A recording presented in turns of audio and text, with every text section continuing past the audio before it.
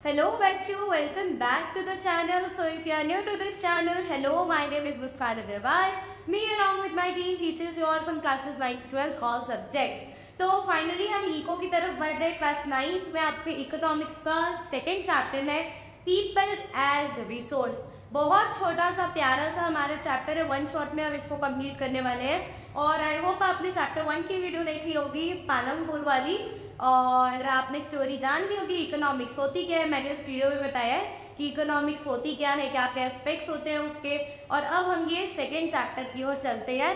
Second chapter का हमारा नाम है people as resource. Okay, class 7-8 में आपने पढ़ा है रिसोर्स का मतलब क्या होता है। अगर आप इस वर्ड को गौर करो भाई, रिसोर्स का मतलब क्या होता है।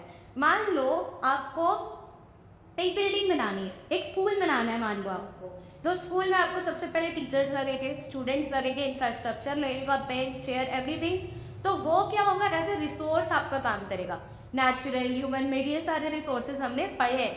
लेकिन पीपल एज रिसोर्स का क्या मतलब कि भाई एक इंसान है, वो अपने आप में ही एक रिसोर्स है, अपने देश के लिए और अपनी फैमिली के लिए। ये इंसान भले देश के लिए कुछ करे मत करे, लेकिन एटलीस्ट अपनी फैमिली के लिए तो करेगा। तो एक इंसान खुद एक रिसोर्स का काम करते हैं। क्यों बोलते हैं, बेटा होते तो एसेट, बेटी तो लाइबिलिटी। ऐसा आजकल कुछ नहीं है, लेकिन पुराने ज़माने की सोच थी बेटा है तो एसेट है, बेटी है तो लाइबिलिटी है। क्यों, क्योंकि बेटी अगर उस घर जाएगी तो वो तो किसी और की एसेट बन गई। हमने उसको पढ़ाया लिखाया बड़ा किया, अब वो किसी और के घर चली गई, आगे चल गया ना, वो जॉब भी करती है, कुछ करती है, बिजनेस, तो वो पैसा वो सारी उसकी क्वालिटीज किसकी रहेगी, उसके इन लॉज की। लेकिन मेल्स में क्या होता है, भाई तो वो घर लाएगा, मतलब कि ये लड़की घर लाएगा, ये जीवन पर अपने घर वालों के साथ रहने वाला है। तो इस कारण लड़कों को एज अ एसेट और लड़कियों को एज अ लाइबिलिटी माना जाता था इन ओल्ड टाइम्स। तो पीपल खुद एक रिसोर्स है, यानी कि पीपल से बड़ा कोई रिसोर्स नहीं है, वो खुद अपने आप में एक रिसोर्स है। अगर लोग ही नहीं रहेंगे तो डेवलपमेंट होने का क्या मतलब है। देखो, अगर लोग ही नहीं रहेंगे तो नेचुरल चीज़ों का होने का कोई मतलब है नहीं है। काम ही क्या आएंगे, वो कोल क्या काम आएगा, जानवर तो उससे इलेक्ट्रिसिटी जनरेट करेंगे नहीं, इंसान ही करेंगे। तो पीपल खुद में एज ए रिसोर्स काम करते हैं। उसी से जनरेट होता है हमारा ह्यूमन कैपिटल। अब ह्यूमन कैपिटल क्या होता है, देखो कैपिटल मतलब क्या होता है ना, पैसा, ठीक है, यानी कि एसेट, पैसा, उन सबको हम कैपिटल बोल सकते हैं इको की लैंग्वेज में। तो ह्यूमन कैपिटल क्या होता है, people with skills and knowledge who can do some productive work. ऐसे लोग जिनके पास कोई स्किल्स है, कोई नॉलेज है, जो कि कुछ काम कर सकते हैं देश के प्रति, अपने परिवार के प्रति, वो सब क्या कहलाते हैं, ह्यूमन कैपिटल। अब कोई डिसिप्लिन इंसान है, इसकी कुछ अर्न नहीं कर रहा है या कुछ, तो वो ह्यूमन कैपिटल में नहीं आएगा। कोई एजुकेटेड हो के अनएम्प्लॉयड है तो वो ह्यूमन कैपिटल में नहीं आएगा। कोई एजुकेटेड है लेकिन उसको एम्प्लॉयमेंट नहीं मिल रही है, कोई अनएजुकेटेड है तो वो भी ह्यूमन कैपिटल में नहीं आएगा। Because if someone is uneducated they can only contribute in this, not in this. Okay, so human capital ऐसे लोग आते हैं इसमें जिनके पास कुछ स्किल्स है और वो लोग कुछ प्रोडक्टिव काम, कुछ प्रोडक्टिव वर्क कर सकते हैं। तो आई होप आपको ह्यूमन कैपिटल समझ आ जाएगा। एक्टिविटी, दो तरीके की एक्टिविटी होती है, इकोनॉमिक और नॉन इकोनॉमिक। सीधी और साफ बात, जिस काम के आपको पैसे मिले वो है इकोनॉमिक एक्टिविटी, जिस काम के आपको पैसे ना मिले वो है नॉन इकोनॉमिक एक्टिविटी। जैसे कि आपकी जॉब, आपका कोई प्रोफेशनल काम, आपका बिजनेस जो आपको प्रॉफिट अर्न करने में मदद कर रहा है, वो होती है इकोनॉमिक एक्टिविटी। जो एक इंसान अपनी ज़रूरत पूरी करने के लिए, पैसे कमाने के लिए काम करे, वो होती है इकोनॉमिक एक्टिविटी। वहीं एक हाउस वाइफ है, वो अपनी इच्छा से काम करती है लेकिन उनको 1 रुपये भी नहीं मिलता है, तो वो होती है नॉन इकोनॉमिक एक्टिविटी। अगर एक टीचर है, मान लो ये टीचर स्कूल में जाकर पढ़ा रही है, तो ये इसके लिए इकोनॉमिक एक्टिविटी, क्योंकि भाई इससे इसको पैसा मिल रहा है। लेकिन ये टीचर घर में अपने छोटे छोटे भाई को पढ़ा रही है विदाउट एनी फीस, तो ये क्या हो जाएगी, नॉन इकोनॉमिक एक्टिविटी, क्योंकि भाई बदले में इनको कुछ नहीं मिल रहा है, इनसे इनको कैश मिल रहा है, लेकिन इनसे इनको कुछ भी नहीं मिल रहा है। So what is economic activity, which are value to nationalism. कोई ऐसा काम जो कि इनकम, नेशनल इनकम यानी कि देश की इनकम में कुछ वैल्यू ऐड करे, तो उसको हम क्या कहते हैं, इकोनॉमिक एक्टिविटीज। उसके 3 पार्ट होते हैं इकोनॉमिक एक्टिविटी के, sorry, primary sector, secondary sector and tertiary sector. ये आप तो बचपन से पढ़ते आ रहे हो, आप लोग को पता ही है। प्राइमरी सेक्टर में आ जाते हैं एग्रीकल्चर और माइनिंग जैसे काम। अब इसको हम लोग मैन्युफैक्चरिंग सेक्टर में कहते हैं। सेकेंडरी सेक्टर में आती है केवल मैन्युफैक्चरिंग, और टर्शियरी सेक्टर को हम सर्विस सेक्टर भी कहते हैं। तो इसमें ट्रांसपोर्टेशन,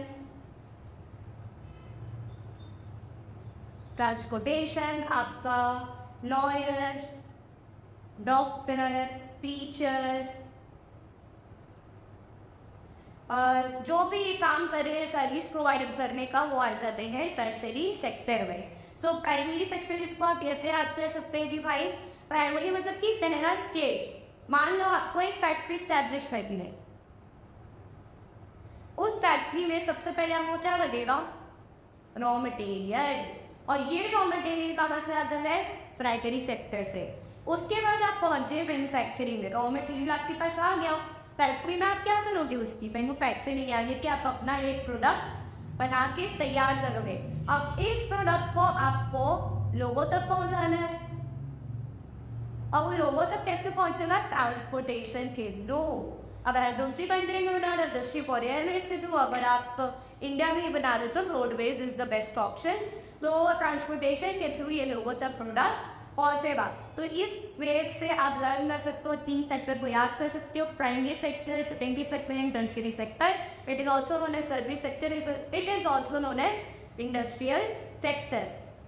प्राइमरी सेक्टर में आता है एग्रीकल्चर और माइनिंग जैसे काम, सेकेंडरी सेक्टर में आता है केवल मैन्युफैक्चरिंग, बनाने वाले काम, और टर्शियरी सेक्टर में कोई भी service, transportation, lawyer, doctor, teacher, कोई से भी काम वो आते हैं हमारे टर्शियरी सेक्टर में। तो अब देखते हैं आगे की तरफ की एक्टिविटी को और ज़्यादा जानते हैं। तो अगला हमारा टॉपिक है market activity versus non market activity, यानी कि इन दोनों के बीच में डिफरेंस। मार्केट एक्टिविटी वो एक्टिविटी होती है, इसको सिंपल कागज समझ लो, इकोनॉमिक और ये नॉन इकोनॉमिक, इसी टाइप पर रहता है। Add value to national income. Market activity क्या करती है भाई, नेशनल इनकम में कुछ वैल्यू ऐड करती है। ये प्रॉफिट और सैलरी के लिए की जाती है, फार्मिंग, बिजनेस इसके एग्जाम्पल हो सकता है। वही नॉन मार्केट एक्टिविटी, ये does not add value to national income, national income में कोई भी वैल्यू ऐड नहीं करती है, इनको कोई भी पेमेंट नहीं मिलता है। इसका एग्जाम्पल हो सकती है एक हाउस वाइफ इतना काम करती है, हम लोग की मम्मियाँ इतना काम करते हैं, लेकिन उनको कुछ नहीं मिलता है बदले में। तो वो नॉन इकोनॉमिक यानी कि नॉन मार्केटिंग एक्टिविटी का एग्जाम्पल हो सकता है। ये इंपॉर्टेंट है, ये आपको नोट कर लीजिएगा अपनी नोटबुक्स में डिफरेंस। अब आते क्वालिटी ऑफ पीपल में। देखो अभी तक तो हमने कपड़े की क्वालिटी, खाने की क्वालिटी बहुत जस्टी होगी, लेकिन लोगों की भी क्वालिटी होती है भाई। इको की लैंग्वेज में लोगों की भी क्वालिटी होती है। इकोनॉमिक्स में अगर कोई बंदा एजुकेटेड है और हेल्दी है, उसके पास अच्छी जॉब है, तो भाई क्वालिटी चेक को पास कर लेता है ये बंदा, यानी कि ये बंदा बहुत ही ज़्यादा अच्छा है देश के लिए, ऐसा है। वहीं दूसरी तरफ और बंदा है जो कि एजुकेटेड तो है लेकिन उसकी हेल्थ अच्छी नहीं रहती। अगर इसकी हेल्थ अगर अच्छी नहीं रहेगी तो क्या उसे कोई जॉब या एम्प्लॉयमेंट देगा? उसे कोई भी जॉब या एम्प्लॉयमेंट नहीं देगा। तो भाई ये हमारे देश के लिए एसेट नहीं है, यानी कि ये क्वालिटी चेक को पास नहीं कर पाए। अब क्वालिटी ऑफ पीपल दो चीज़ों में डिपेंड होती है, which is education and health. Education मतलब कि भाई पढ़ाई लिखाई, अगर मतलब पढ़ा लिखा है तो ही तो देश को आगे लेके जाएगा ना, देश की जीडीपी को आगे लेके जाएगा। और बड़े बड़े आईटी सेक्टर में जॉब करेगा, एजुकेटेड रहेगा तो अलग अलग जगह पे बिजनेस ओपन करने की सोच सकेगा। और फिर आते हैं हेल्थ के ऊपर। मान लो जैसे कि मैंने आपको बताया एक आंटी है, राज डॉक्टर समझ लो, अब ये जो राज है, ये इसने बहुत पढ़ाई थी भाई, मतलब इसने IIT लिया, कर लिया, मैं एकदम अच्छा एजुकेटेड आदमी बन गया, मैं इंजीनियर बन गया, सब चीज़ बन गया, IT कंपनी में जॉब मिली बैंगलोर में। फॉर इंस्टेंस इसे जॉब करने मात्र 2 महीने हुए, और उस 2 महीने में राज को एक सीवियर कुछ डिजीज हो जाती है, ठीक है, जिसकी वजह से इसको अपना जॉब वर्क करना पड़ता है, इसके पास पैसे नहीं होते, तो ये कितने एजुकेटेड होके भी क्या है, अनएम्प्लॉयड। तो इसकी क्वालिटी डिग्रेड हुई, इसकी क्वालिटी तो डिग्रेड हो गई, ये तो काम को कुछ कर ही नहीं सकता। तो इस कारण एजुकेशन के साथ साथ हेल्थ भी बहुत ज़्यादा ज़रूरी होता है। अब हम देखेंगे कि इंडिया में सरकार ने क्या क्या किया है हेल्थ के लिए, कि भाई लोगों की एजुकेशन अच्छी हो जाए, हेल्थ अच्छी हो जाए और इंडिया ऑटोमेटिकली आगे बढ़े। तो बच्चों, अब हम डिस्कस करेंगे कि भाई गवर्नमेंट ने क्या क्या एफर्ट्स लिए हैं एजुकेशन के प्रति। सबसे पहले सर्व शिक्षा अभियान, एजुकेशन फॉर ऑल। भाई एजुकेशन मिलने का राइट सबको है, तो 6 ईयर्स से 14 ईयर्स तक, यानी कि 6 साल से 14 साल के बीच में जो बच्चे हैं उन सबको एजुकेशन का राइट है। अगर वे प्राइवेट स्कूल नहीं अफोर्ड कर सकते तो गवर्नमेंट ने कई सरकारी स्कूल बनाए हैं जिसमें बहुत ही कम अमाउंट की फीस में एजुकेशन हासिल कर सकते हैं। मिड डे मील स्कीम, दिन में आपको एक टाइम स्कूल में खाना दिया जाता है सरकारी स्कूल में, जिससे कि लोग टिफिन करने के बहाने के बच्चे घर चल देते थे, वापिस ही नहीं आते थे, और बच्चों का टाइम वेस्ट ना हो और लोग इस स्कीम के बहाने स्कूल में ही आके अपना सारा समय व्यतीत करें, स्कूल में ही रह के पढ़ाई करें, लंच करें और स्कूल में से ही पूरा पढ़ के घर जाए।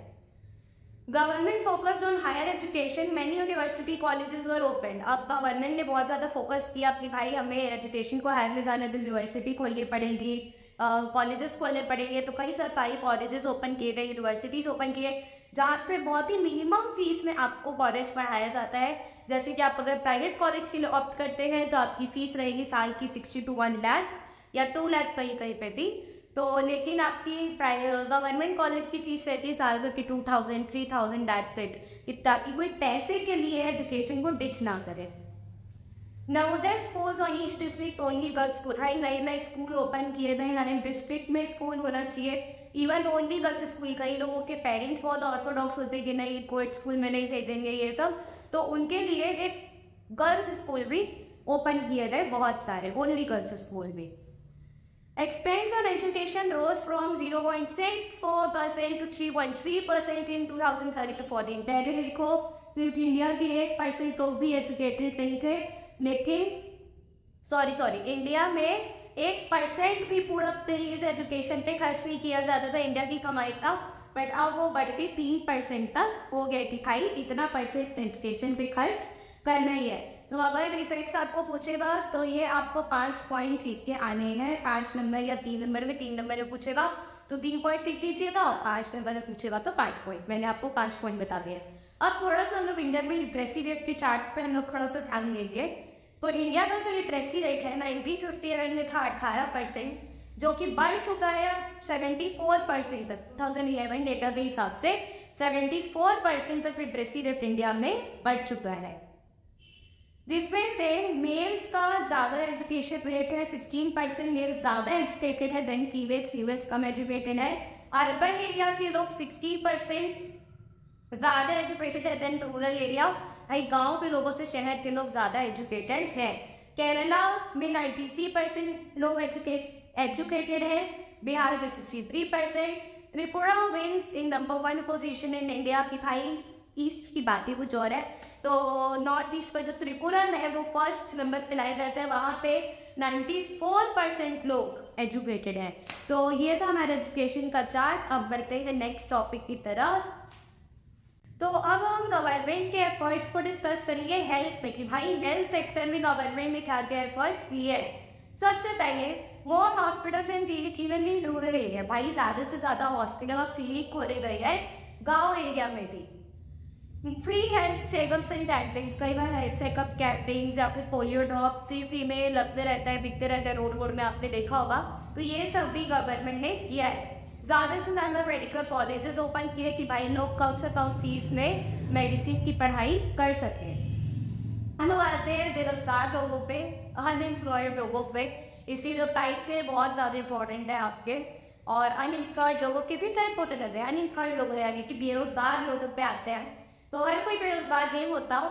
People who are willing to work at gaining wages but still cannot find a fixed job। अब एक कोई बंदा है, वो एजुकेटेड है, ठीक है, वो लायक है कि भाई वो जॉब कर सकता है, लेकिन स्टिल उसे जॉब नहीं मिल रही है। वो एज में भी है, यानी कि एज क्राइटेरिया होता है कि भाई 15 साल और 59 का एज क्राइटेरिया। अगर इसके बीच में कोई बंदा नहीं आ रहा है, मतलब कि वो अनएम्प्लॉयड कहलाता है, तो ये लायक भी है, फिर भी इसे एम्प्लॉयमेंट नहीं मिल रही है, तो वो होता है हमारा अनएम्प्लॉयमेंट।